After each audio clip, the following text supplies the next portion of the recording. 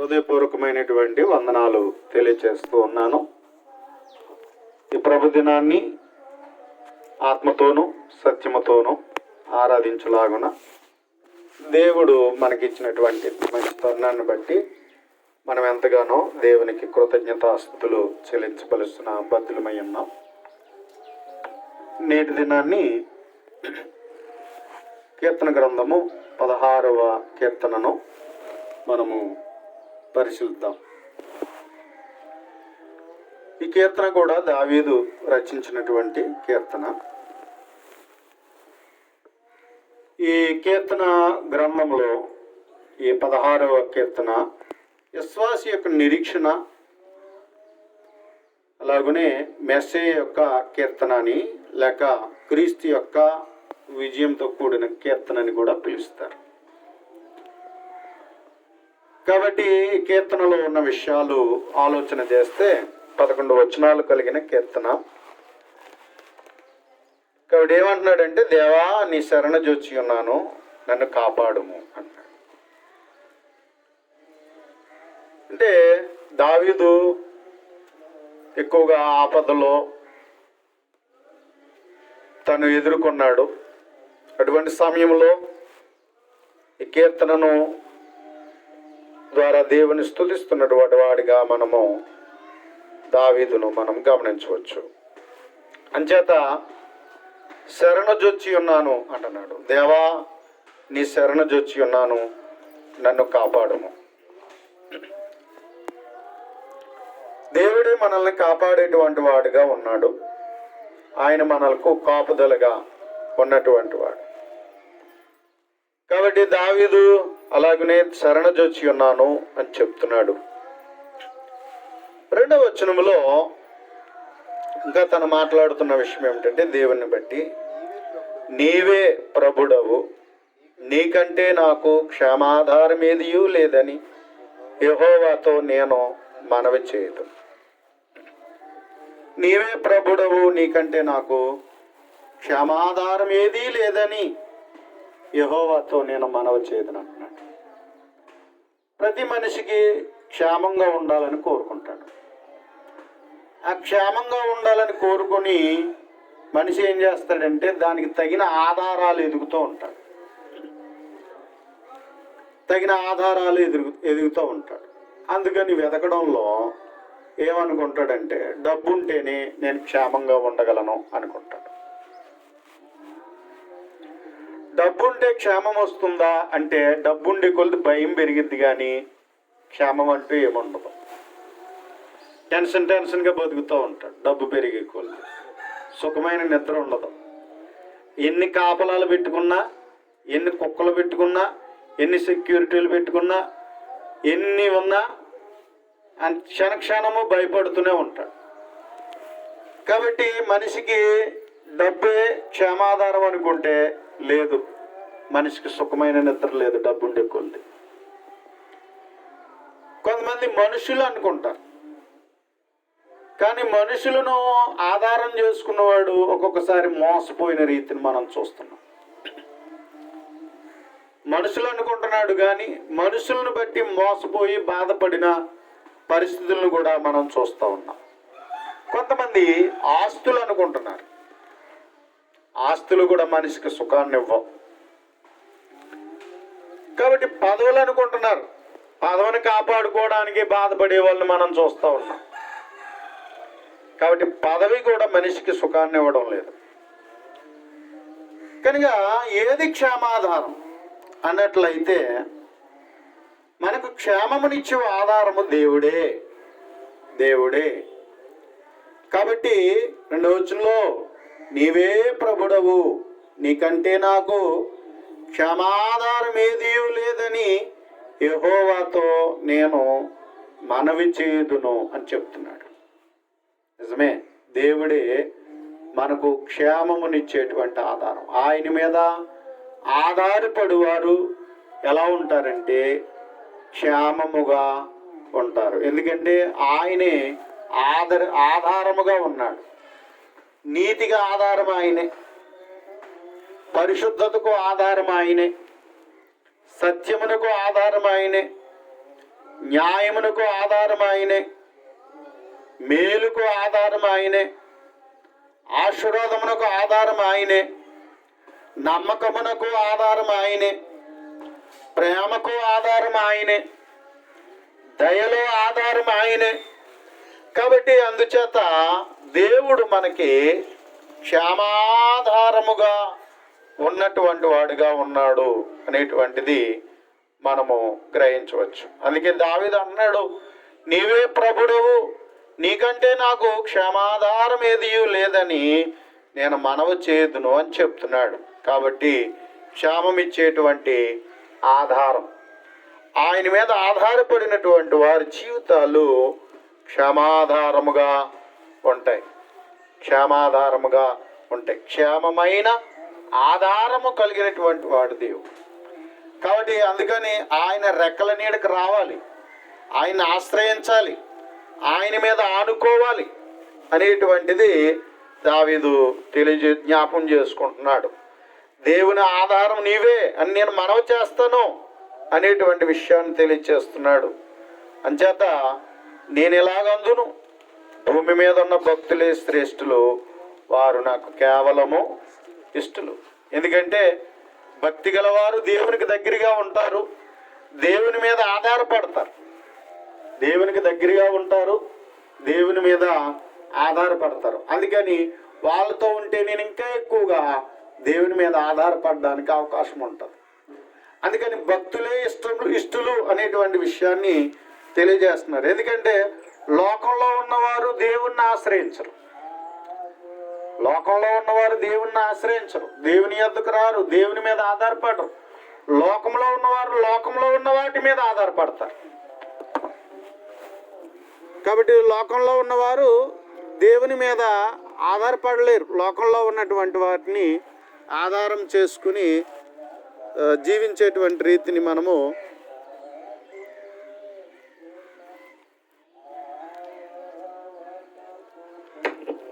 కాబట్టి దేవుని మీద వారు ఆధారపడరు. కాబట్టి అందుకని ఏమంటున్నాడు అన్నట్లయితే, నా ఆధారం దేవుడే, భక్తులే నాకు ఇష్టలు, కేవలం నాకు ఇష్టలు, వారే శ్రేష్ఠులు అంటున్నాడు. లోకంలో ఎలాంటి వారిని మనం ఎన్నిక చేసుకుంటాం? కదంత డబ్బు ఉన్న వాళ్ళని, కథ బలం ఉన్న వాళ్ళని, పదవులు ఉన్న వాళ్ళని, పేరు ప్రఖ్యాతులు ఉన్న వాళ్ళని, ఇలాంటి వాళ్ళని ఆధారం చేసుకుని వాళ్ళతోనే మనం ఎక్కువ ఉంటాం. కానీ దావీదైతే నాకు భక్తులే ఇష్టలు, వారే శ్రేష్ఠులు అనేటువంటి విషయాన్ని తెలియజేస్తున్నాడు. ఎందుకంటే వారితో ఎవరుంటారు? భక్తులతో ఎవరుంటారు? దేవుడు ఉంటాడు. భక్తి ఉన్న చోట ఎవరుంటారు? దేవుడు ఉంటాడు, దేవుని శక్తి ఉంటుంది. అంచేత భక్తులే శ్రేష్ఠులు, వారు నాకు కేవలము ఇష్టలు అని అటువంటి విషయాన్ని తెలియజేస్తున్నాడు. 15వ కీర్తనలో కూడా అదే చెప్పాడు కదా. ఏమన్నాడు? 4వ వచనంలో, అతని దృష్టికి నీచుడు అసహ్యుడు, అతడు యెహోవా యందు భయభక్తులు గల వారిని సన్మానించును అని చెప్పాడు. కాబట్టి కేవలము ఇష్టలు, భక్తులే నాకు కేవలం ఇష్టలు అనేటువంటి విషయాన్ని తెలియజేస్తూ ఉన్నాడు. కనుక ఏమంటున్నాడంటే 4వ వచనంలో చెప్తున్నటువంటి మాట, యెహోవాను విడిచి వేరొకని అనుసరించే వారికి శ్రమలే విస్తరించును. యెహోవాను విడిచి వేరొకని అనుసరించే వారికి ఏం జరుగుతుంది అంటే శ్రమలు విస్తరిస్తాయి అన్నాడు. దీనికి మనం ఏం ఆలోచించవచ్చు అంటే, ఇశ్రాయేలీలు ఉన్నారు, వారిని దేవుణ్ణి అనుసరించినప్పుడు, దేవుణ్ణి నమ్ముకున్నప్పుడు వారు ఆశీర్వదించబడ్డారు. కానీ ఎప్పుడైతే దేవుణ్ణి వాళ్ళు విడిచిపెట్టారో వాళ్ళకి ఏమొచ్చాయి? శ్రమలు వచ్చాయి. న్యాయాధిపతుల గ్రంథం చదువుతాం. వారు కనాను దేశానికి వచ్చిన తర్వాత యెహోవా ఎరుగని తరం ఒకటి వచ్చింది అంటాడు. ఎవరిని మర్చిపోయారు? దేవుణ్ణి మర్చిపోయారు, దేవునికి దూరం అయిపోయారు. మరి అలా దూరం అయిపోయినప్పుడు ఏం జరిగింది? వారు శ్రమలు ఎదుర్కొన్నారు, పంటలు పాడైపోయాయి, అంటే కరువు వచ్చింది, కష్టాలు వచ్చాయి, శ్రమలు విస్తరించాయి, బాధలు వచ్చాయి. కాబట్టి మరలా వాళ్ళు దేవుని తట్టు తిరిగి దేవుణ్ణి వేడుకున్నప్పుడు దేవుడు ఏం చేశాడు అన్నట్లయితే మరలా వారి నిట్టూర్పులు విని వారికి దేవుడు సహాయము చేశాడు. కాబట్టి ఆయనను ఆధారం చేసుకున్నారు, ఆయన నమ్ముకున్నారు. ఆయన నమ్ముకున్నప్పుడు మరలా వాళ్ళకి మేలు కలిగింది. కానీ ఎప్పుడైతే దేవుని విడిచిపెట్టారో, ఎప్పుడైతే దేవుని మర్చిపోయారో ఏం జరిగింది? శ్రమలు విస్తరించెను అనేటువంటి మాట చూస్తున్నాం. అందుకని ప్రియమైనటువంటి దేవుని వారలారా, దేవుని మరిచి వారికి శ్రమలు విస్తరించును అని చెప్తున్నాడు. అందుకని వారు అర్పించు రక్తపానీయ అర్పణములు నేను అర్పింపను. కాబట్టి దేవుని విడిచిన వారు దేవునికి అర్పించరు, వాళ్ళు లోక ప్రకారంగా చేయడానికి ఇష్టపడతారు. అందుకని నేను అలాగ అర్పించను. వారి పేర్లు నా పెదవులను ఎత్తను అనేటువంటిది దావీదు తెలియచేస్తూ ఉన్నాడు. అంటే దేవుణ్ణి ఆధారం చేసుకుంటాను, దేవుడే నాకు క్షేమం ఇచ్చేటువంటి ఆధారం.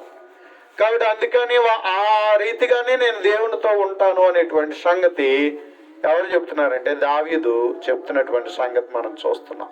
అందుకని 5వ వచనంలో యెహోవా నా స్వాస్థ్య భాగము, నా పానీయ భాగము, నీవే నా భాగమును కాపాడుచున్నావు అన్నాడు. దేవుణ్ణి ఎవరైనా స్వాస్థ్య భాగంగా చేసుకుంటారా? దేవుణ్ణి ఎవ్వరు స్వాస్థ్య భాగంగా చేసుకోరు. దేవుడు మనకొక నా స్వాస్థ్య భాగం అంటున్నాడు, నా పానీయ భాగం. కాబట్టి దేవుడు నా భాగమును కాపాడుచున్నాడు. కాబట్టి దేవుడే నాకు భాగంగా ఉండాలనుకోవడం ఎవరు అనుకోరు. అలాగా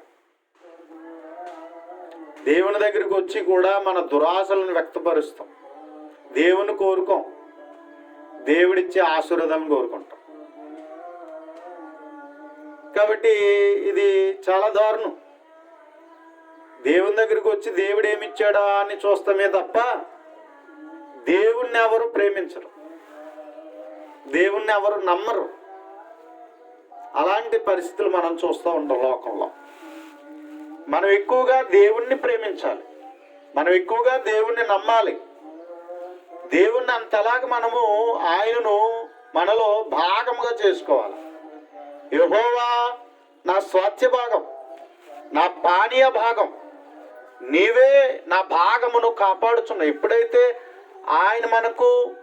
ఆయనకి చెందినవారం అవుతామో, ఆయన మనకు చెందినవాడు అవుతాడో, ఎప్పుడైతే ఆయనలో మనం అలా జీవిస్తూ ఉంటామో అప్పుడే కదా దేవుడు మనకు భాగమును కాపాడుతాడు.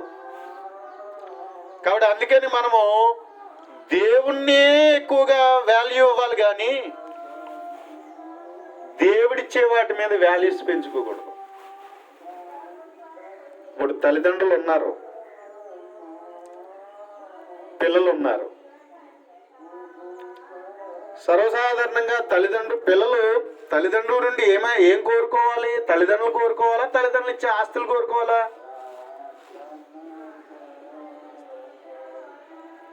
తల్లిదండ్రులు కోరుకోవాలా, తల్లిదండ్రులు ఇచ్చే ఆస్తులు కోరుకోవాలా?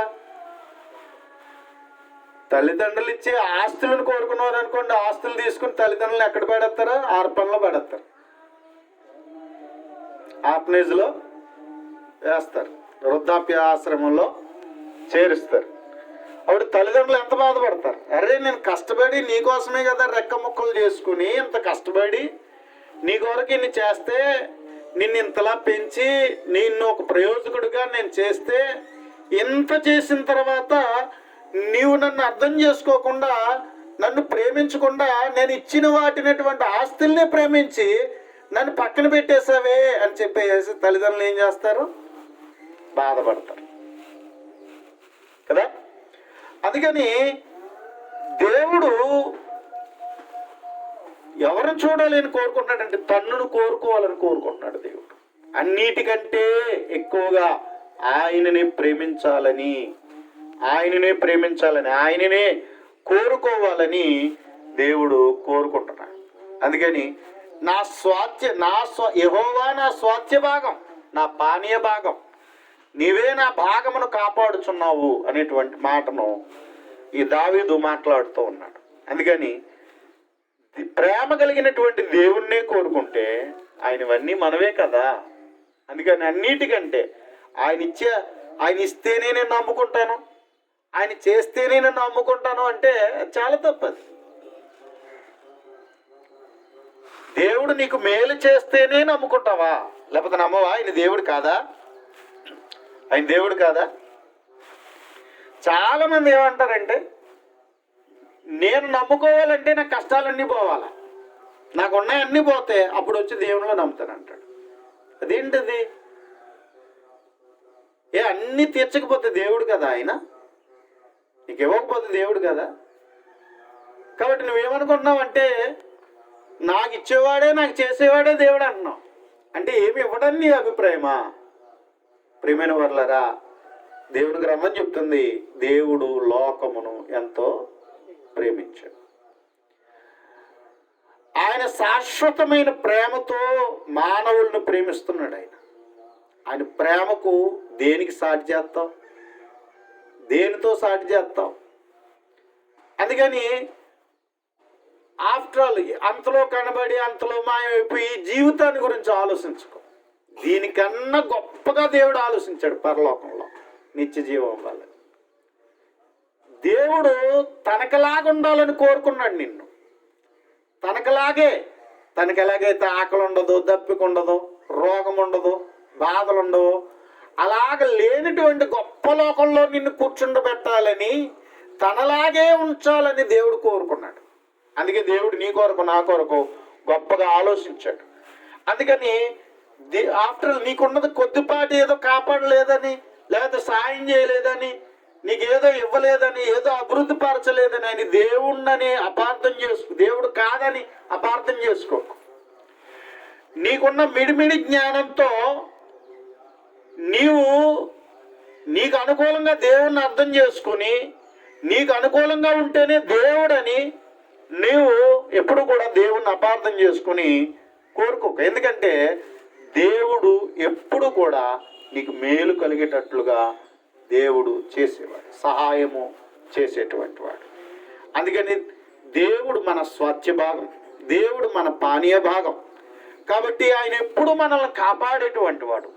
దావీదు అన్నాడు, నీవే నా భాగమును కాపాడుచున్నావు. ఎస్, దేవుడు మనల్ని కాపాడుచున్నటువంటి వాడు. అందుచేత 6వ వచనంలో మనోహర స్థలములలో నాకు పాలు ప్రాప్తించెను అంటున్నాడు. మనోహర స్థలములలో నాకు పాలు ప్రాప్తించెను, శ్రేష్టమైన స్వాస్థ్యము నాకు కలిగెను అని చెప్తున్నాడు. మనోహర స్థలములలో నాకు పాలు ప్రాప్తించాను. ఏంటి మనోహరమైనటువంటి స్థలం? ఏంటి శ్రేష్టమైనటువంటి స్వాస్థ్యం?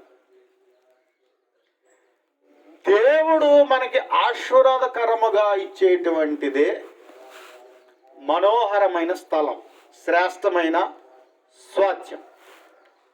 అది లోకంతో పోల్చుకోకు. లోకంలో ఉన్న డబ్బుతోనో, లోకంలో ఉన్న అందాలతోనో, లోకంలో ఉన్న సౌఖ్యాలతోనో వాటి పోల్చుకోకు. ఎందుకంటే వాటికంటే గొప్పది దేవునిది. వాటికంటే గొప్పది దేవునిది. అందుకని దేవుని యొక్క మనోహరమైన స్థలములను నాకు పాలు ప్రాప్తించును, శ్రేష్టమైన స్వాస్థ్యము నాకు కలిగెను అంటే, దేవుడు ఏదైతే ఇశ్రాయేలులకు వాగ్దానం చేశాడో దాంట్లో నాకు పాలు భాగస్తుడైనట్టుగా ఇక్కడ దావీదు చెప్పుకుంటున్నాడు. ఇంకా మనం చెప్పుకోవాలన్నట్లయితే మనోహరమైన స్థలం ఏంటి, శ్రేష్టమైన స్వాస్థ్యం ఏంటంటే దేవుని సన్నిధి అనుకోవచ్చు. దేవుని సన్నిధి. ఎందుకంటే ఎన్ని కోట్లు పెట్టినా సరే దేవుని సన్నిధిని మనం కలిగి ఉండలేమండి. ఎన్ని కోట్లు పెట్టినా సరే, ఎంత కోటీశ్వరుడైనా, ఎంత మిలియనియర్ అయినా, ఒకవేళ ఎంతలా ఈ ప్రపంచంలో కుబేరుడైనా సరే దేవుని యొక్క సన్నిధిలో తనకు స్వాస్థ్యం దొరకదు. అదేంటండి అలా అంటున్నారు అన్నట్లయితే, ఈ లోకంలో ఉన్న వాటిని అనుభవించగలడు ధనవంతుడు, కానీ దేవుని సన్నిధిలో ఉన్నటువంటి వాటిని అనుభవించలేడు. దేవుని సన్నిధిలో ఉన్నటువంటి వాటిని అనుభవించలేడు. ఈరోజు మనం కూడుకోవడానికి ఒక నార్మల్గా మనం కట్టుకున్నాం, ఇవే తాత్కాలికం. ఒక మంచి అంటే భౌతికమైన మందిరం మనం కట్టుకోలే, ఏదో జస్ట్ ఏదో మనం కాపుదల కోసం డేరాల కింద వేసుకున్నాం. వాస్తవానికి ఇది దేవుని మందిరం కాదు, ఇది మనం కూడుకోవడానికి కట్టుకున్న స్థలమే తప్ప మనం సంఘముగా కూడుకోవడానికి నిర్మించుకున్నది. కానీ వాస్తవానికి దేవుడు ఎవరు కావాలి? మనమే కావాలి. ఈరోజు దేవుడు ఎవరిని కోరుకుంటున్నాడు? నిన్ను నన్ను కోరుకుంటున్నాడు. నువ్వు నేను దేవుని ఆలయం. దేవుడు నీలోనూ నాలోనూ ఉండాలనుకుంటున్నాడు దేవుడు. కాబట్టి దేవునితో ఉండేటువంటి, ఆయనతో ఉండేటువంటి ఆ స్థితి అది ఆశీర్వాదకరం. అది ఈ లోకంలో ధనముతోనూ పోల్చలేము, లేకపోయినట్లయితే బంగారంతో పోల్చలేము. అది అంతకన్నా శ్రేష్టమైనది. ఆ ఫీల్ ఉన్న వాళ్ళే దాన్ని అర్థం చేసుకోగలుగుతారు. కానీ భౌతికమైన నేత్రాలతో చూసి ఇటు ఎలా ఉందనుకుంటే ఇంకంతే. కానీ ఆత్మీయతతో నువ్వు వచ్చి దేవుడు ఏదైతే అనుగ్రహించాడో అది నువ్వు అర్థం చేసుకోగలిగితే అది నువ్వు ఈ లోకంతో దేనితో కూడా మనము పోల్చజాల. కానీ ఏమంటాడో చూడండి, 84వ కీర్తనలో మాట దావీదే, ఆసాపు కీర్తన మనం చూడగలుగుతాం. కోరాహు లేక ఆసాపు రచించాడు. అది ఎవరు? కోరాహు కీర్తన. ఈ కోరాహుకి ఏమంటున్నారంటే వీళ్ళు 84వ కీర్తనలో, సైన్యములకు అధిపతియగు యెహోవా నీ నివాసములు ఎంత రమ్యములు అన్నాడు. నీ నివాసములు ఎంత రమ్యములు అంటే దేవుడు నివసించేటువంటి నివాసము ఎంత రమ్యములు అంటున్నాడు. అంటే దేవుని యొక్క మనోహరమైన స్థలములు, అంటే దేవుడు నివసించే మనోహరమైన స్థలం. దేవుడు ఎక్కడ ఉంటాడు? దేవుని యొక్క సన్నిధి ఎక్కడ ఉంటుంది? దేవుని సింహాసనం ఎక్కడ ఉంటుంది అంటే ఆయన పరిశుద్ధుల స్థలములలో నివసించేవాడు. ఇప్పుడు దేవుడు పరిశుద్ధమైన స్థలం అంటూ భూమి మీద అక్కడ లేదు. మనమే ఎలా ఉండాలని కోరుతున్నాడు? పరిశుద్ధులుగా ఉండాలని కోరుకుంటున్నాడు. కాబట్టి అలాగే దేవుడు ఏం చేశాడు అన్నట్లయితే,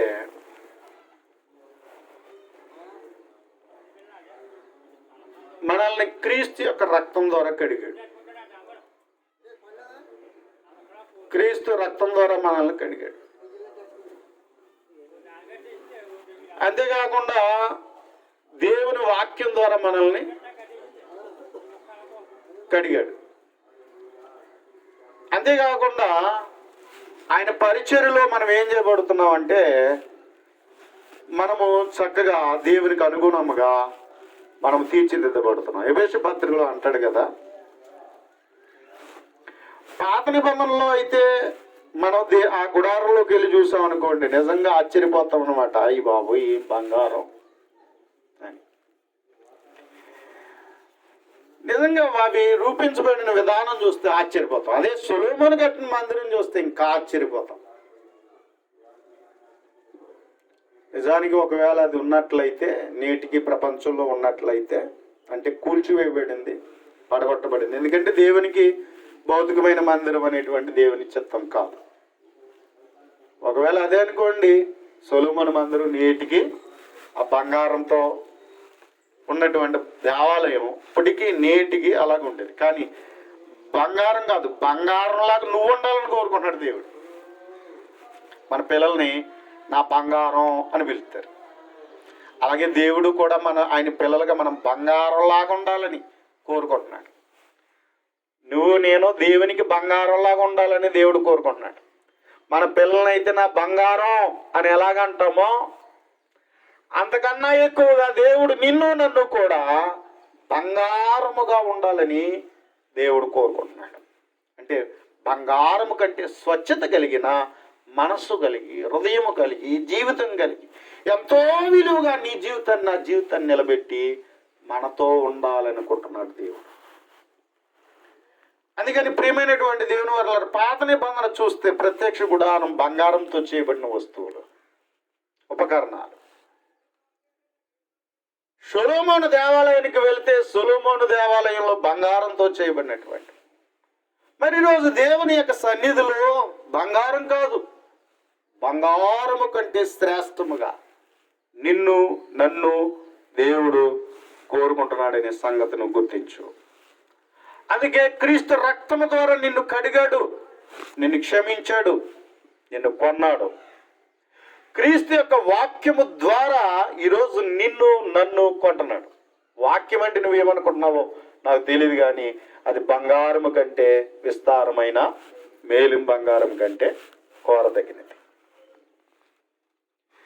బంగారం పనికిరాదు వాక్యం దగ్గర. నువ్వు అనుకోవచ్చు 200 రూపాయలు ఎడితే, లేకపోతే 270 రూపాయలు ఎడితే, లేకపోతే 300 ఎట్టుకుంటే, 400 ఎట్టుకుంటే, 500 ఎట్టుకుంటే, లేకపోతే 1000 రూపాయల బైబిల్ ఉంది, లేకపోతే 1800 బైబిల్, 2000 రూపాయల బైబిల్ ఉంది.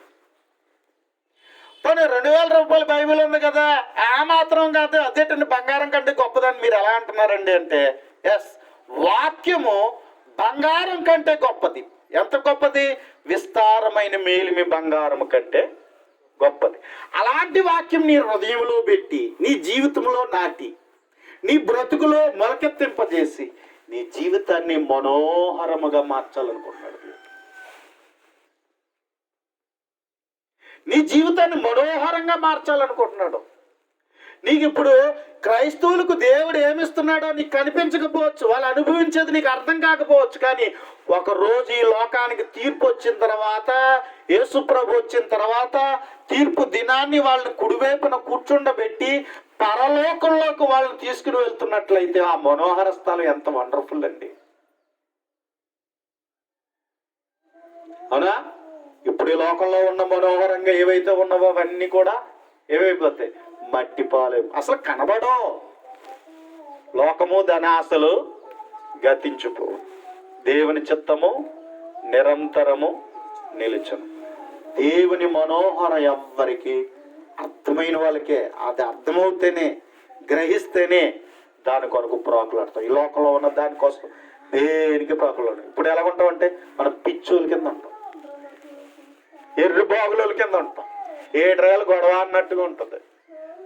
కానీ ఎందుకు ప్రాకులాడుతున్నామో అర్థమైతే నిజంగా ఈ లోకంలో మనం పిచ్చోళ్ళమే. కానీ అది సంపాదించుకున్నప్పుడు, అది కలిగి ఉన్నప్పుడు ఉండేటువంటి ఆనందం అది ఎవ్వరికి. ఆ రోజు కొంతమంది బాధపడతారట, ఏడుస్తారట. ధనవంతుడు అనుకున్నాడు కదా, ధనమే, ఆ ధనంతో కట్టుకున్నటువంటి బిల్డింగ్సే తను ఏమనుకున్నాడు? గొప్ప అనుకున్నాడు. కానీ తన సౌఖ్యాలు గొప్ప అనుకున్నాడు, అదే మనోహరం అనుకున్నాడు. కానీ చనిపోయిన తర్వాత తెలిసింది, పేదోడని, దిక్కులేనోడని,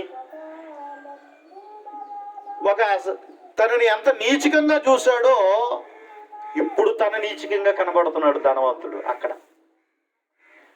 ధనవంతుడు నీచుడైపోయాడు.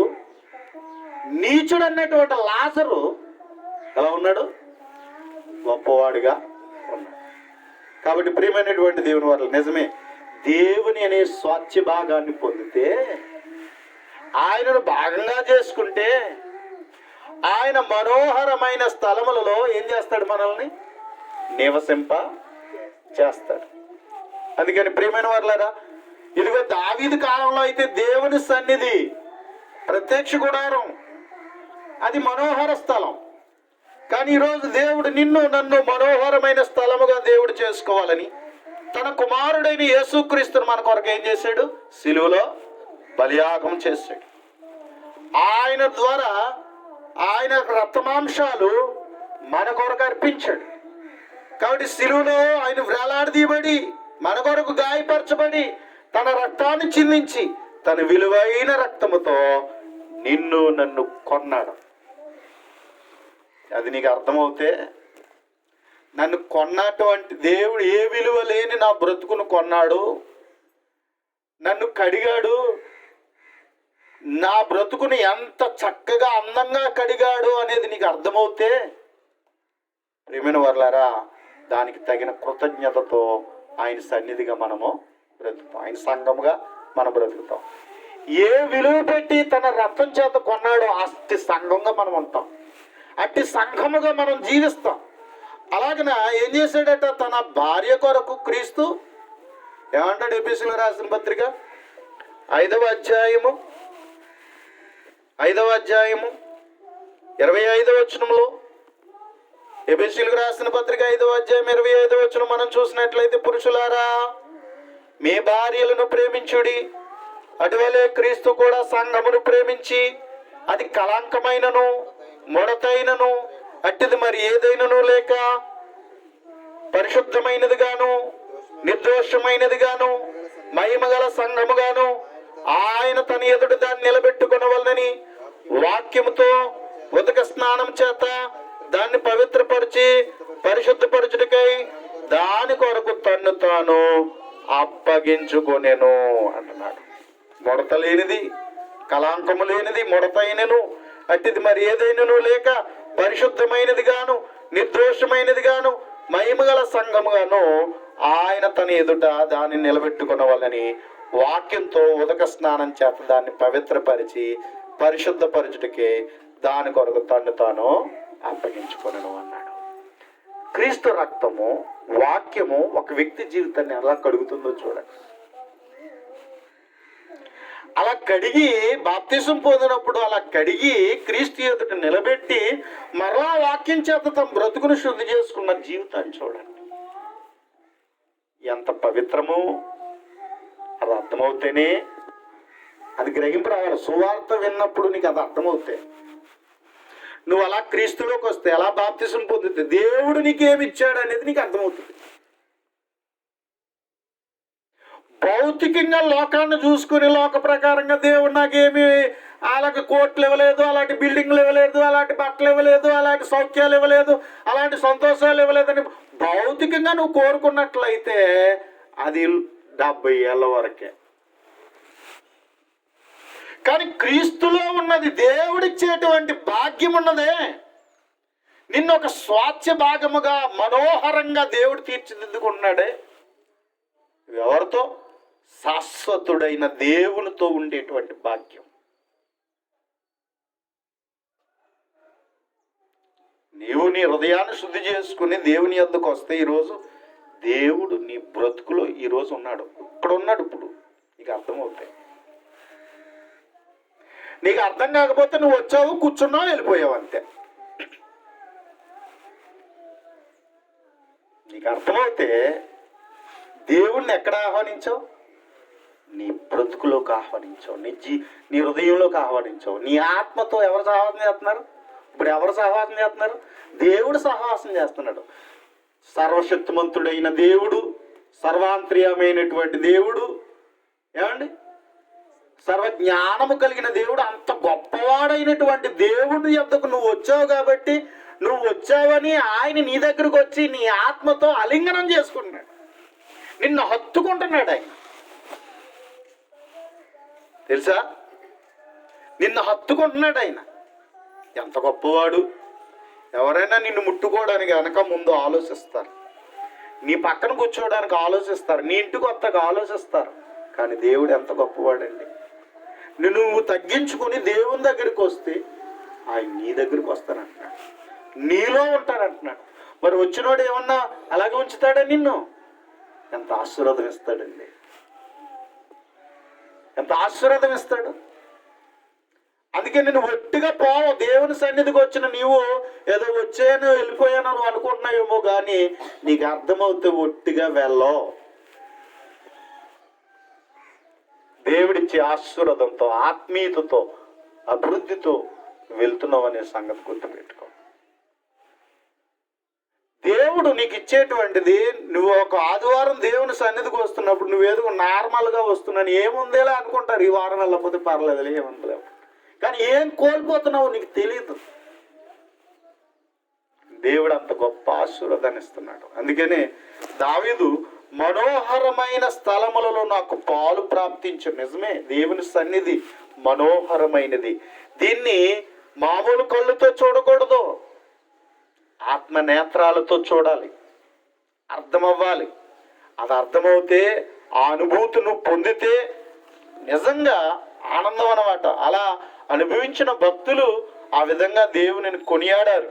కాబట్టి నువ్వు కూడా అలా అర్థం చేసుకుని దేవునితో నువ్వు సహవాసము చేయాలి. అందుకని ఏమన్నాడు, శ్రేష్టమైన స్వాస్థ్యము నాకు కలిగాను. కాబట్టి దేవుని దగ్గరికి వస్తే దేవుంది నీది, అవునా? దేవుంది నీది, నీ పేరు జీవగ్రంథంలో రాయబడుతుంది, నీకు వారసత్వం పరలోకంలో, అవునా? అప్పుడప్పుడు అనుకుంటా ఉంటాం, వాడికన్నా ఇంట్లో అన్న పుట్టాను కాదు, పెద్ద ఇంట్లో పుడితే ఏమవుద్దట, అలాంటి బిల్డింగ్లు, పొలాలు, ఆస్తులు, బంగారాలు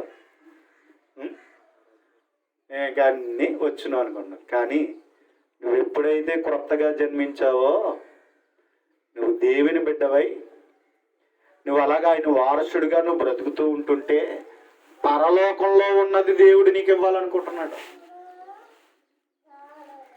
పరలోకంలో ఉన్నది నీకు ఇవ్వాలనుకుంటున్నాడు. కానీ మనం ఎలాంటోళ్ళమో తెలుసా, నాకు అది అనవసరం నాయన, ఈ 70 ఏళ్ళు బతికే బతుకులో నాకు ఇచ్చేయి, ఇప్పుడే ఇచ్చేయి. మరి ఇచ్చేస్తా ఏం చేస్తావు? నువ్వు అడిగిందల్లా ఇచ్చే, నేను అలా నిన్ను జ్ఞాపం చేసుకోకుండా, నీ సన్నిధి రాకుండా నా ఇష్టం వచ్చినట్టుగా నేను ఈ లోకంలో బతుకుతాను. ఇలాంటి వాళ్ళు మనం దేవుడా ఇయ్యి అంటాం, ఇవ్వకపోతేనేమో గొడవ, ఇచ్చిన తర్వాత ఏమో దేవుడి సన్నిధికి రాకుండా మర్చిపోతాం. అవి అవునా? నేను అప్పుడప్పుడు అనుకుంటాను,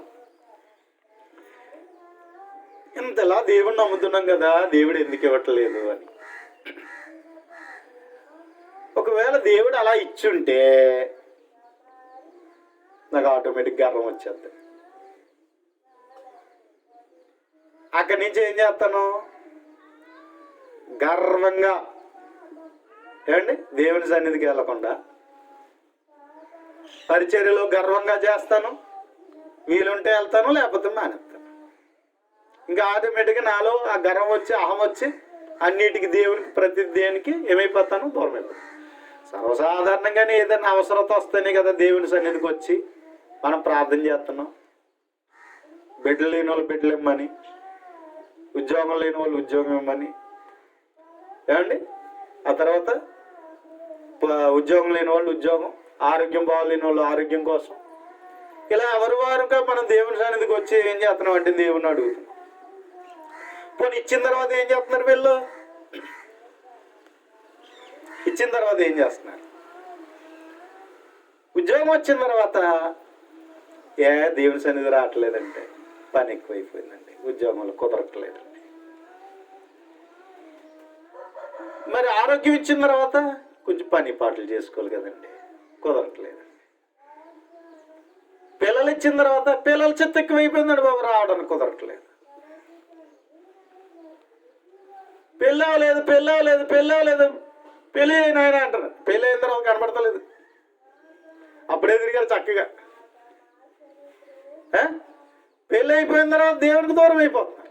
అంటే పెళ్ళి అయింది కదండి, కుదరట్లేదు. అవునా?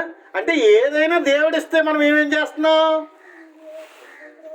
అసలు లెక్క చేయట్లేదు. మనం ఏమీ లేనప్పుడే దేవుని కొరకు బాగా బతికాం. మనం ఉన్న తర్వాత ఎక్కువైపోయినా నాకు కుదరట్లేదు అంటున్నాం అంతే. కనుక ప్రియమైన వాళ్ళారా, మరి దేవుడు మన యొక్క జీవితంలో ఒకవేళ సమృద్ధిగా ఇచ్చేస్తే మాట అంటావా? మాట అప్పుడప్పుడు చూపిస్తూ ఉన్నారు, సైకిల్ మీద ఉన్నప్పుడు, కాలినడక మీద ఉన్నప్పుడు సేవ బాగా చేశారట కదా. అంత కారు వచ్చేటప్పటికి, అన్నీ వచ్చేటప్పటికి ఈయన దర్శనాలు చేయడం మానేసేసి, ఈయన వస్తే ఏం చేయాలి, స్పెషల్ కుర్చీలు, స్పెషల్ అన్నీ స్పెషల్గా చూడాలి. ఇంకా అక్కడి నుంచి సేవ జీవితంలో ఇంకేమైపోయింది, ఇంకా అయ్యగారి దగ్గరికి వెళ్ళాలి. ఒకప్పుడే 10 రూపాయలు ఇచ్చినా తీసుకునేవాడు, ఇప్పుడేమో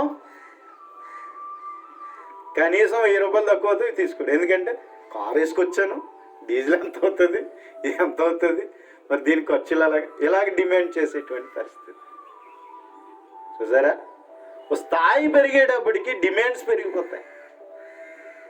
అందుకని ఒక సాధారణమైన స్థితి చాలా బెటర్ అండి.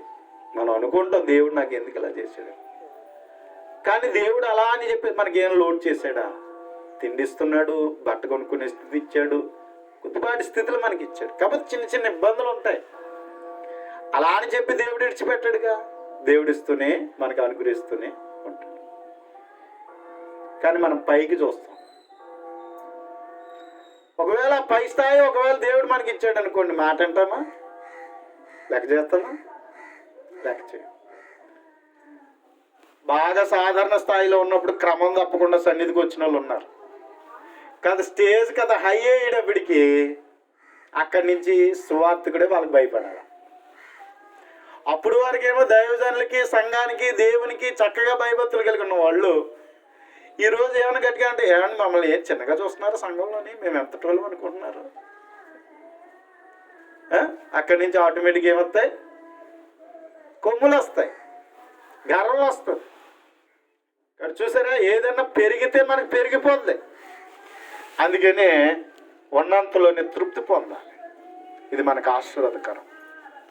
మనం అనుకుంటే ఎందుకు ఇవ్వలేదు? నేను అనుకుంటాను, దేవుడు నన్ను ఎలాగ ఉంచడం వల్ల నాకు చాలా మంచిదైంది. నాకు కారు లేకపోతే ఇంకా ఏసీలు అవన్నీ అలవాటు చేసి ఉంటే మొత్తానికి కదలకుండా ఇంట్లో పడుకుందును, అసలు ఏ సేవ చేయలేకపోతుంది నేను. కాబట్టి ఈరోజు ఈ స్థాయి ఉండడం వల్లే నేను అందరికీ మాదిరిగా ఉండగలుగుతున్నాను అనేటువంటి ఒక మంచి పేరుని ఈరోజు నేను కలిగి ఉండడానికి అవకాశం ఉంది. లేదనుకోండి, అన్నీ ఉంటే అన్ని డిమాండ్లు పెరిగిపోతాయి నాకు, అవునా? అన్ని డిమాండ్లు పెరిగిపోతాయి. అక్కడి నుంచి నాకు పెరిగిన లగ్జరీ జీవితానికి నేను ఏం చేస్తూ ఉంటాను? సరిపోదు కదా. పెరిగే కొలది ఏమి జరిగితే ఇంకా అన్ని ఖర్చులు పెరుగుతాయి కదా. ఏసీ అంటే 3000 బిల్లు వస్తుంది, ఏసీ పెట్టించుకుంటే కరెంటు బిల్లు 3000 కరెంటు బిల్లు. అక్కడి నుంచి దానికి తగిన బట్టలు, అక్కడ దానికి తగిలించినటువంటి వాడకం, ఇవన్నీ మొత్తం కార్లు, సిస్టమ్స్. ఒక కారు ఉందంటే మెయింటెనెన్స్ కనీసం 10,000 ఉండాలి, జేబులో పెట్టుకుని వెళ్ళాలి. కారు ఏమైనా ప్రాబ్లం వచ్చిందనుకో 10,000 ఖచ్చితంగా పెట్టుకోవాలి. దానికి ఆయిల్ కార్డు మొత్తం అన్నీ నెల మెయింటెనెన్స్ వచ్చేటప్పుడు 10,000 దాన్ని తీసేయాలి. అలాగే కార్కి కనుక మెయింటెనెన్స్ ఎక్కువైపోద్ది. దానికి వస్తే 18 కిలోమీటర్లు వస్తుంది 1 లీటర్. అదేనా, 1 లీటర్ 18 వస్తుంది. అదే బండి అనుకోండి 70 వస్తుంది. ఇదేమో 18 వస్తుంది. చూడండి ఎంత తేడా వస్తుందో. అక్కడి నుంచి దూరం వెళ్ళాలంటే ఎంత ఖర్చు ఉంటుంది, ఎంత మెయింటెనెన్స్ అయిపోద్ది చూడండి. ఇవన్నీ అందులో రిపేర్లు వచ్చినాయి అంటే మరలా అక్కడి నుంచి ఎంత మళ్ళీ దాన్ని పక్కన తీయాలి చూడండి. కాబట్టి ప్రియమైనటువంటి వారులారా, లగ్జరీ లైఫ్ అనేటువంటి మన జీవితంలో అలవాటు చేసుకున్న కాడి నుంచి సుఖాలు పెరిగిపోయి సుఖపడుతూ దేవునికి తగినట్టుగా భక్తి చేయకుండా మన సుఖం కోసం మనం ఆలోచించే పరిస్థితులు వస్తాయి. అందుకని ప్రియమైన వారులారా, నిజమైన ఆనందం దేవుని సన్నిధిలో ఉంది.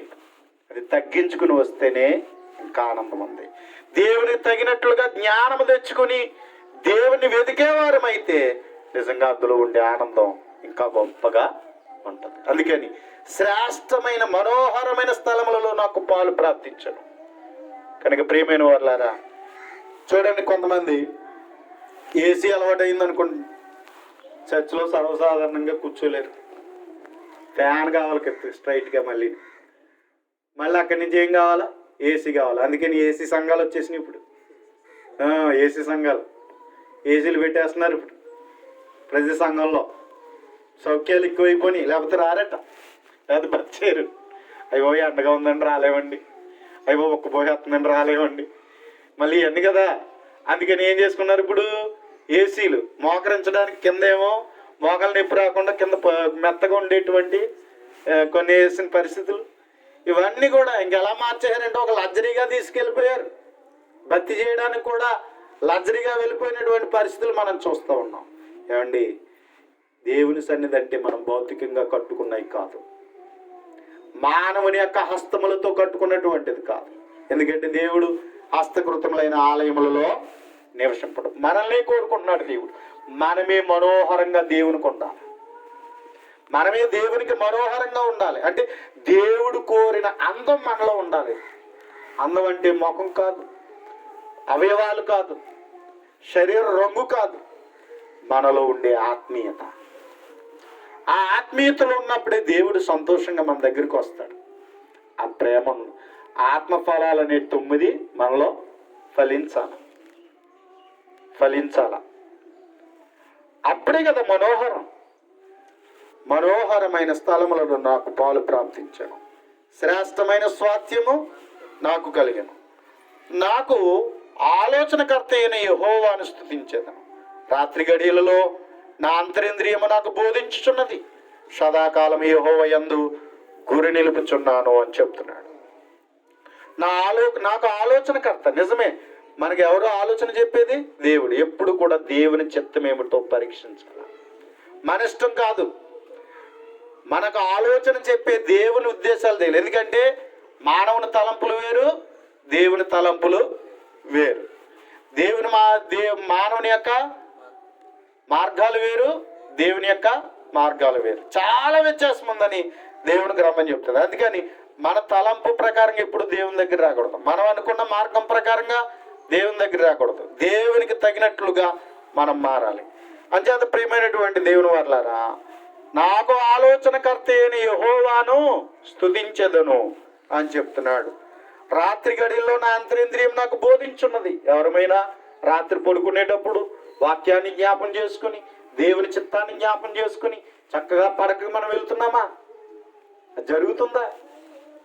నువ్వు ఎప్పుడైనా ఈరోజు విన్న వాక్యము, ఈరోజు నేను ఆదివారం వెళ్ళి నేను ఏమి నేర్చుకున్నానని నువ్వు ఎప్పుడైనా జ్ఞాపం తెచ్చుకుంటున్నావా? ఒకవేళ ఇప్పుడే మర్చిపోతున్నావా? కానీ దావీదు అంటున్నాడు, ఏం చెప్తున్నాడు అంటే, రాత్రి గడియల్లో నా అంతరింద్రియము నాకు బోధించుచున్నది. హృదయములో ఉన్న వాక్యాన్ని జ్ఞాపం చేసుకుంటూ దేవుని చిత్తానుసారంగా ఉండాలని ఆనందంలో ఉండాలి. కానీ మనం అలా ఉంటున్నామా? లేదా? కానీ దావీదు ఈ విధంగా చెప్తున్నాడు. అందుకే దావీదు భక్తి గలవాడు. అందుకే దావీదును దేవుడు రాజుగా చేశాడు. మనమేమో మంచి కావాలనుకుంటాం, గొప్పగా ఉండాలనుకుంటాం. కానీ మన ఆలోచనలు, మన ప్రవర్తన మట్టికి అలా ఉండదు. అవునా? మన ప్రవర్తన ఉండదు, మన ఆలోచనలు ఉండవు, కానీ గొప్పే కావాలి మనకి. ఎలా వస్తాయి? భక్తులను అలాగే దేవుడు దీవించాలి, అలాగే ఆశీర్వదించాలని అందరూ కోరుకుంటారు. కానీ ఆ భక్తి గల వారు నడుచుకునేటట్లుగా నడుస్తారా? నడిస్తేనే కదా దేవుడు మనకిస్తాడు. వాళ్ళు నడిచారు కాబట్టే దేవుడు ఇచ్చాడు. అలాగే మనం కూడా నడిస్తే, అలా ఆలోచిస్తే దేవుడు మనకు కూడా ఇస్తాడు. కాబట్టి ఇక్కడి నుంచి 8వ వచనం నుంచి మనం చూసినప్పుడు మెస్సియా కీర్తన అంటే క్రీస్తుని గురించిన కీర్తన ఏంటి అన్నట్లయితే, యేసుక్రీస్తు పునరుద్ధానుడవుతాడని ఈ 16వ కీర్తనలో చెప్పబడింది. యేసుక్రీస్తు పునరుద్ధానుడవుతాడు అంటే ఆయన శరీరము కుళ్ళిపోదు అని దావీదు ద్వారా యేసు ప్రభు ఈ లోకంలో పుట్టకముందు, రాకముందు ముందుగానే దేవుడు ప్రవచించినటువంటి మాట. ఏమని చెప్పాడు? 8వ వచనం, సదాకాలము యెహోవా యందు నా గురి నిలుపుచున్నాను. ఆయన నా కుడిపార్శ్వమున ఉన్నాడు గనుక నేను కదల్చబడను.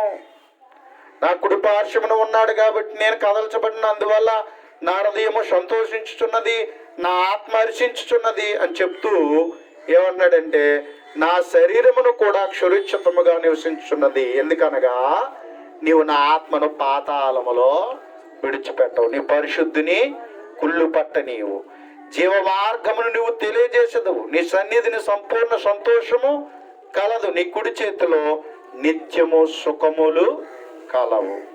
కనుక ప్రియమైనటువంటి దేవుని వర్లారా, ప్రభు అయినటువంటి యేసుక్రీస్తు చనిపోయి సమాధి చేయబడ్డాడు. ఆయన 3వ దినాన్ని తిరిగి లేచాడు. సర్వసాధారణంగా ఎవరైనా చనిపోతే చనిపోయిన నాటి నుండి శరీరం క్రమక్రమంగా ఏమైపోతుందంటే బిగిసిపోతూ ఉంటుంది. బిగిసిపోయే లోపల అవయవాలన్నీ కూడా ఏమైపోతాయంటే పాడైపోతాయి, క్రమక్రమంగా కుళ్ళిపోయి చెడు వాసన వస్తుంది. 7 రోజుల్లో మొత్తం ఈ బాడీ అంతా కూడా పాడైపోద్దట. ఎముకలే ఉంటాయి 7 రోజుల్లో మొత్తం చనిపోయిన తర్వాత.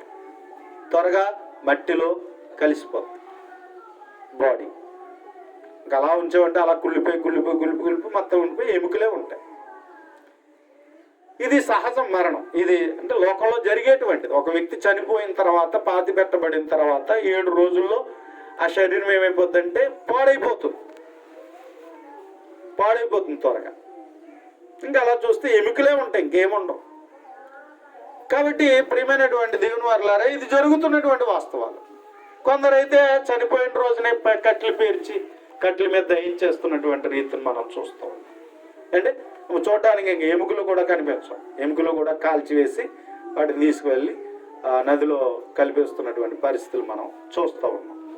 అయితే ఒక పాతి పెట్టబడినటువంటి శరీరం, అది పెట్టిలో పెట్టినటువంటిది అయినా సరే, అది చీకిపోతుంది. అది ఏమైపోతుందంటే కుళ్ళిపోతుంది.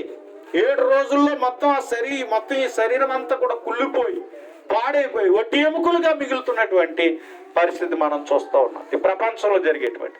కానీ యేసుక్రీస్తు ప్రభు చనిపోయాడు సిలువ మీద. ఆయన ఏం చేయబడ్డాడు అన్నట్లయితే చనిపోయాడు.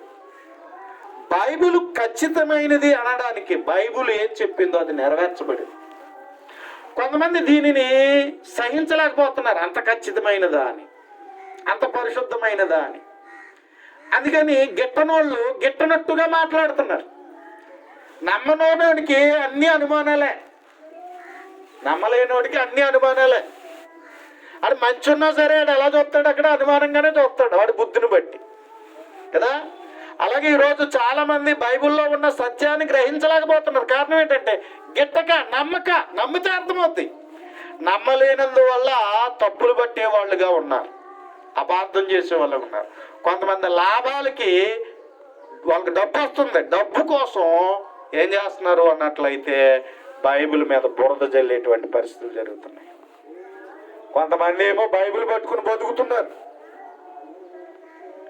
కొంతమంది ఏమో బైబిల్ని ఎంత తిడితే అంత డబ్బులు వస్తాయట. అందుకోసం ఏం చేస్తున్నారంటే కొంతమంది అదే పనిగా కూర్చొని డబ్బులు సంపాదన చేసుకుంటున్నారు. ఏంటి ఇలాంటి పరిస్థితులు ఇటు ముస్లిమ్స్లో అలా జరుగుతుంది, ఇటు హైందవ సహోదరులు అలాగే జరుగుతుంది. వాళ్ళు అలా చేస్తే వాళ్ళకి డబ్బు వస్తుంది, ఇస్లాం సహోదరులు. అలాగే హైందవ సహోదరులు ఎవరైనా ఇలాంటివి చేశారనుకోండి, బైబిల్ మీద తప్పులు సృష్టించారనుకోండి, ఎన్ని బాగా తిట్టారనుకోండి, వాళ్ళు డబ్బులు వస్తున్నాయి. అందుకని కొంతమంది ఇలాగ కొంతమంది జీవిస్తున్నారు. అందుకని ప్రతిదీ తప్పుడు కోణంలో ఆలోచిస్తున్నారు. బైబిల్ చెప్పే సత్యాన్ని తప్పుగా ప్రలోభం చేస్తున్నటువంటి పరిస్థితులు ఉన్నాయి. అయితే ప్రియమైన వారులారా, మనం మోసపోవద్దు. ఎవరో ఏదో అన్నారని తప్పుగా అర్థం చేసుకో. బైబిల్ సత్యం, సత్యవాక్యం, పరిశుద్ధ గ్రంథం. కాబట్టి ప్రియమైన వారులారా, ఏ గ్రంథానికి లేని పేరు పరిశుద్ధ గ్రంథం అని, హోలీ బైబిల్ అనేటువంటిది దేవుని యొక్క గ్రంథానికి ఇవ్వబడింది. అంచేత నువ్వు దానిని అదే విధంగా అర్థం చేసుకో. అందుకని ఏం చెప్పబడింది, యేసుక్రీస్తు ప్రభు చనిపోయినప్పుడు ఆయన సమాధి చేయబడితే సమాధిలో ఆయన 3 దినాల తర్వాత 3వ దినాన్న తిరిగి లేపబడతాడు అని యేసు ప్రభుకు ముందుగానే 1000 సంవత్సరాలకు ముందుగానే ఏం చేయబడింది, ప్రవచించబడింది. దావీదు ద్వారా ఏదైతే ప్రవచించబడిందో అది నెరవేర్చబడింది. ఏమంటున్నాడు 10వ వచనంలో, ఎందుకనగా నీవు నా ఆత్మను పాతాళములో విడిచిపెట్టవు, నీ పరిశుద్ధుని కుళ్ళు పట్టనీయవు. అదేవిధంగా యేసు ప్రభు ఏం చేయబడ్డాడు, 3వ దినాన్ని తిరిగి లేచాడు. అందుకని ప్రపంచములో ఉన్న ఖాళీ సమాధి ఎవరిదయ్యా అంటే యేసు ప్రభుదే. ఎన్నోసార్లు ఎతికి చేశారట, మొత్తంతో చూశారట, ఇంచుమించు చాలా సార్లు. మొన్న కూడా రీసెంట్ గా చూశారు, ఏమీ లేదు. కాబట్టి ఖాళీ సమాధి నేటికి ప్రపంచానికి ఉన్నటువంటి ఖాళీ సమాధి. అందుకని చూడండి, అదే కీర్తన క్రొత్త నిబంధనలో అపోస్తుల కార్యములో 2వ అధ్యాయంలో పేతురు గారి నోట ప్రకటించబడింది. చూడండి, ఆనాడు యూదులకు చెప్తున్నాడు. ఏమని చెప్తున్నాడు చూడండి. పెందెకొస్తేనే పండుగ దినాన్ని చేరువచ్చిన వారికి. అపోస్తుల కార్యములు 2వ అధ్యాయం 25వ వచనం నుండి మనం చూసినట్లయితే 25వ వచనం నుండి, ఆయనను గురించి దావీదు ఇట్లా నేనెల్లప్పుడూ నా ఎదుట ప్రభువును చూచుచుంటిని, ఆయన నా కుడిపార్శ్వనున్నాడు కనుక నేను కదల్చబడను. కావున నా హృదయము ఉల్లసించును, నా నాలుక ఆనందించను, మరియు నా శరీరము కూడా నిరీక్షణ కలిగి నిలకడగా ఉండును.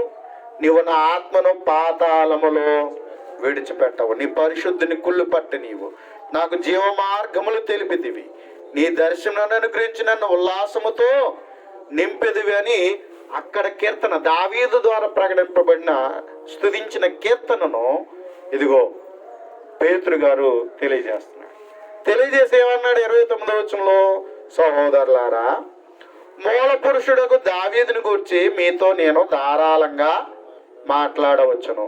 అతడు చనిపోయి సమాధి చేయబడును. అతని సమాధి నేటి వరకు మన మధ్య ఉన్నది. ఎవరి సమాధి?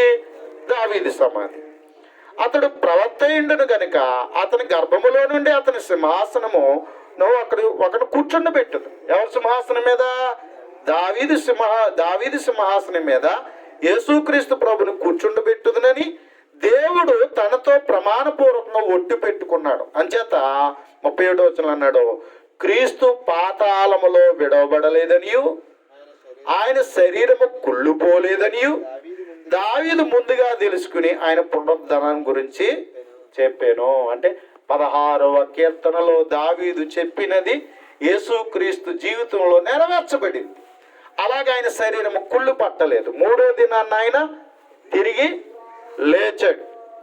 ప్రపంచానికి ఇది సాక్ష్యం. వారికి ఏదైతే కన్నులారా చూచారో, చెవులారా విన్నారో అది ప్రకటించారు. అది అబద్ధం కాదు. ఎందుకన్నట్లయితే అపోస్తులు ఈ సాక్ష్యం కొరకు తమ ప్రాణాలు లెక్క చేయకుండా ఈ ప్రపంచానికి బూదిగాంతాలకి సువార్త ప్రకటించారు. ఒకవేళ అది అబద్ధమైతే ఎలా చెప్పుదురు? యేసుప్రభుని వాళ్ళు ఎత్తుకుపోయి ఎక్కడో పాతిపెట్టి ఉంటే ఎలా చెప్పుదురు? కాబట్టి ప్రియమైన వారులారా, యేసుప్రభు మరణము నుండి తిరిగి లేచాడని వారు చాటి చెప్పారు, ప్రకటించారు, ధైర్యంతో చెప్పారు. వారు ఎక్కడ బెంకలేదు, జంకలేదు. కారణం ఏంటంటే అది సత్యం. యేసుక్రీస్తు మరణము నుండి తిరిగి లేచాడు. ఆయన పునరుద్ధారుడయ్యాడు. ఆయన శరీరం కుళ్ళిపోలేదు. 3వ దినాన్ని తిరిగి లేపబడింది. ఎందుకంటే లేఖనముల ప్రకారం ఆయన చనిపోయాడు, లేఖనముల ప్రకారం ఆయన సమాధి చేయబడ్డాడు, లేఖనముల ప్రకారం ఆయన తిరిగి లేపబడ్డాడు. ఇది సత్యం. కాబట్టి అందుచేత ప్రియమైన వారులారా, యేసుక్రీస్తునందు విశ్వసించిన వారు కూడా పునరుద్ధానం ఉంది, మృతుల పునరుద్ధానం ఉంది. ఆయన వచ్చినప్పుడు ఆయన ఎలాగైతే తిరిగి లేచాడో మనము కూడా ఆయనతో పాటు తిరిగి లేపబడతాం. కాబట్టి ఇదిగో తిరిగి లేపబడి మనం ఎక్కడికి వెళ్తాం? పరలోకానికి వెళ్తాం. కాబట్టి అందుకని నువ్వు నేను ఏం చేయాలి? ఇదిగో నేను బాప్తిస్మందు ఆయన మరణములోను సమాధిలోను పునరుద్ధానములోను పాల్పంపులు పొంది ఉన్నాను. ఇదిగో నేను క్రీస్తుతో కూడా తిరిగి లేపబడిన వాడిని. ఇదిగో ఆదివారం ఆయన తిరిగి లేచాడు. కాబట్టి ఈ ఆదివారమున నువ్వు నేను కూడా తండ్రి అయిన దేవుణ్ణి సంఘముగా ఆత్మతోనూ సత్యముతోనూ ఆరాధించాలి. ఎందుకు ప్రతి ఆదివారం నువ్వు ఆరాధించాలంటే ఇదిగో ఆయన ఆదివారం తిరిగి లేచాడు, మరణము నుండి తిరిగి లేచాడు, చెప్పినట్టుగానే లేచాడు, దేవుడు ప్రవచించినట్టుగా లేచాడు, యేసు ప్రభు చెప్పినట్టుగా ఆయన తిరిగి లేచాడు. కాబట్టి ఆ సాక్ష్యం సత్యం. కాబట్టి లేఖనాలు సత్యం.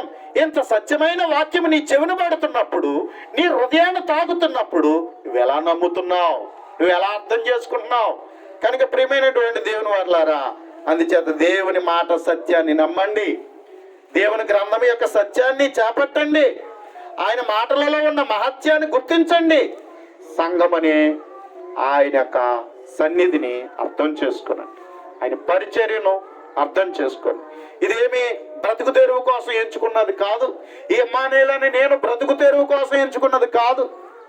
నీకు ప్రతి ఒక్కరికి సువార్త ప్రకటించి దేవుని కొరకు నీ ఆత్మ ప్రతి ఆత్మను సంపాదించి పరలోకంలో పాలు భాగస్తులు చేయాలనేది. ఆ విధంగానే దేవుని పని చేస్తున్నాం. ఆ విధంగానే దేవుని పని కొరకు కష్టపడుచు ఉన్నా. కనుక ప్రియమైనటువంటి దేవుని వర్లారా, ఈ సత్యాన్ని గ్రహించండి, యేసు ప్రభుని అంగీకరించండి. యేసుక్రీస్తు అనుగ్రహించేటువంటి ఆ పాప క్షమాపణను మీ జీవితంలో, ఆ రక్షణను మీ జీవితంలో కలిగి దేవుడు అనుగ్రహించేటువంటి మేలులు అనుభవించండి. పరలోకానికి అర్హులు కండి, నిత్య జీవానికి అర్హులు కండి. ఎందుకంటే ఈ లోకం ఎవరికి శాశ్వతం కాదు. నేను బ్రతుకుతున్న ఈ గ్రామం నాకు శాశ్వతం కాదు, ఈ దేశం నాకు శాశ్వతం కాదు. ఉన్నంతకాలం ఇది నా దేశం, ఉన్నంతకాలం నా గ్రామం, ఉన్నంతకాలం నా జనులు, ఉన్నంతకాలమే. కానీ ఎప్పుడైతే నేను ప్రాణం విడిచిపెట్టానో ఆ తర్వాత నాకు ఏది నాది కాదు. కాబట్టి నేను ఎక్కడి నుండి వచ్చానో తిరిగి వెళ్ళిపోవాలి. నేను దేవుని యొద్ద నుండి వచ్చాను కాబట్టి మరలా దేవుని యొద్దకు వెళ్ళాలంటే నేను పాపం లేనివాడిగా ఉండాలి, పరిశుద్ధుడిగా ఉండాలి. మరి పరిశుద్ధుడిగా ఉండాలంటే నేను పరిశుద్ధత పొందుకునే హక్కు నాకు లేదు. ఎందుకంటే నా తల్లిదండ్రులు నన్ను పరిశుద్ధుడిగా చేయలేరు, లోకంలో ఎవరు ఏ ఒక్కరూ నన్ను పరిశుద్ధుడిగా చేయలేరు. పరిశుద్ధుడిగా చేయవలసిన ఒక్కరే ఆయన యేసుక్రీస్తు ద్వారానే. అందుకే ఈ సువార్త ప్రకటించబడుతుంది, ఈ సత్యము నీకు ప్రకటించబడుతున్నది. ఎందుకంటే ప్రియమైన వారులారా, 11వ వచనంలో చెప్తున్నాడు కదా, జీవ మార్గమును నువ్వు నాకు తెలియజేసేదవు. దేవుడు ఏం తెలియజేస్తున్నాడు? జీవ మార్గం. ఆయన సన్నిధిని ఏముందట? సంపూర్ణ సంతోషం కలదు. దేవుని సన్నిధిలో ఏముంది? సంపూర్ణమైన సంతోషం కలదు. ఈరోజు నాకు ఎన్నున్నా ఏమీ లేకపోయినా దేవునితో నేను సంతోషిస్తున్నాను. ఎందుకంటే ఆయనను బట్టి నేను సంతోషిస్తున్నాను. దేవుడు నాకు సంతోషాన్ని ఇస్తున్నాడు. ఆయన సన్నిధిలో సంపూర్ణ సంతోషము కలదు. నీ కుడి చేతిలో నిత్య సుఖములు కలవు. నిజమే, మనం చనిపోయిన తర్వాత ఎక్కడ నిలబడాలి? కుడివైపున నిలబడాలి. ఎప్పుడు మనం కుడివైపున. ఎందుకంటే కుడి చెయ్యి అనేటువంటిది ఆశీర్వాదమునకు సూచన. ఎవరు ఎడమ చేతితో ఏం చేయరు, ఏది ఎవరు ఇస్తే పుచ్చుకోరు, కుడి చేయి అంటారు. కుడి చేయి దేనికంటే ఆశీర్వాదమునకు. ప్రియమైన వారులారా, ఇదిగో దేవుని యొక్క కుడి చేతున, కుడి వైపున నువ్వు ఉండాలి. ఉంటే నీకేమున్నాయి? నిత్య సుఖములు. నిత్య సుఖములు. ఆ నిత్య సుఖాలు దేవుడు నీకు నాకు ఇవ్వాలనుకుంటున్నాడు. కాబట్టి ప్రియమైన వారులారా, ఇదిగో దావీదు ఆయన దేవుని రీతిలో స్తుతించాడు. కాబట్టి ఎందుకంటే ఆయనే మనకు క్షేమాధారం. ఆయనకంటే క్షేమాధారం ఏది కూడా లేదు కనుక ప్రియమైన వారులారా, ఈ సంగతిని గుర్తించండి. ఇదిగో దేవుడు మనకి మనోహరమైన స్థలములలో ఆయన ద్వారా మనకు ప్రాప్తిస్తుంది. శ్రేష్టమైన స్వాస్థ్యం మనకు అనుగ్రహించబడుతుంది. దేవుడు మనకు అనుగ్రహించేవాడు. ఎందుకంటే ఇదిగో యేసుక్రీస్తు అనే ఈ లోకాన్ని పంపించి, ఇదిగో ఆయన చనిపోయి మన కొరకు అర్పించిన ఆయనను సమాధి చేసి 3వ దినాన్ని తిరిగి లేచి మనకు ఒక గొప్ప విశ్వాసం కలిగి ఉండేటట్లు, గొప్ప నిరీక్షణ కలిగి ఉండేటట్లుగా, మన జీవితం యొక్క పరమార్థాన్ని మనం ఎరిగేటట్లుగా దేవుడు ఇటువంటి రీతిలో దేవుడు ఇంత నిత్య సత్యాన్ని మన ఎదురు పెట్టాడు. అందుకని దీన్ని మనం ఏం చేయాలా? అంగీకరించాలి, నమ్మాలా. మన బ్రతుకాలం అంతా కూడా దేవుడు మనకు అనుగ్రహిస్తున్నది నిలబెట్టుకొని దేవుని కొరకు బ్రతుకువారుగా ఉన్నాం. ఎందుకంటే యేసు ప్రభు చనిపోయాడు, సమాధి చేయబడ్డాడు, మరణము నుండి తిరిగి లేచి ఎక్కడికి వెళ్ళాడు? పరలోకానికి వెళ్ళాడు. మరలా ఆయన ఏం చేయబోతున్నాడు? తిరిగి రాబోతున్నాడు. ఖాళీ సమాధి చెప్తుంది ఆయన చనిపోయి ఇక్కడ లేడు. ఏమైపోయాడైనా? సమాధి చేయబడిన ఆయన తిరిగి లేచాడు, పునరుద్ధానుడు అయ్యాడు. మరి పునరుద్ధానుడైనా ఎక్కడికి వెళ్ళాడు? పరలోకానికి వెళ్ళాడు. ఎందుకు వెళ్ళాడు? స్థలాలు సిద్ధపరచడానికి వెళ్ళాడు. నీ కొరకు నా కొరకు ఏం సిద్ధపరచడానికి? స్థలాలు. ఎందుకంటే ఈ లోకంలో ఉన్న స్థలాలు శాశ్వతం కాదు, శాశ్వతం కాదు, శాశ్వతమైనది పరలోకంలో ఉంది. ఆ పరలోకం నీకు ఇవ్వడానికి దేవుడు క్రీస్తు ప్రభు ద్వారా వారసత్వాన్ని ఇవ్వడానికి దేవుడు ఇదిగో ఎంత గొప్ప సువార్త నీకు నాకు ప్రకటింపజేస్తున్నాడు. ఈ సువార్తను అంగీకరించండి, విశ్వసించండి, మారు మనసు పొందండి, ఒప్పుకోండి, క్రీస్తులోనికి బాప్తిసం పొందండి. ఆ రక్షణ భాగ్యాన్ని కలిగి పరలోక సంబంధులుగా క్రీస్తు ప్రభు సంఘంలో సభ్యులై ఆయనకు యందు చక్కగా ఆత్మతో సత్యంతో ఆరాధిస్తూ ఆయన పరిచర్య చేస్తూ ఆయన పనిలో పాలుభాగస్తులవుతూ మీరు దేవుని పిల్లలుగా దేవుడు అనుగ్రహించే సంపూర్ణతలో సాగిపోవాలని అటువంటి ఆశీర్వాదాలు ఇక్కడ ఉన్న మనకును ఈ మాటలు వింటున్న ప్రతి ఒక్కరికి దేవుడు అనుగ్రహించాలని కోరుచు శ్రద్ధ మీ అందరికీ హృదయపూర్వకమైన వందనాలు తెలియజేస్తూ ఉన్నాను.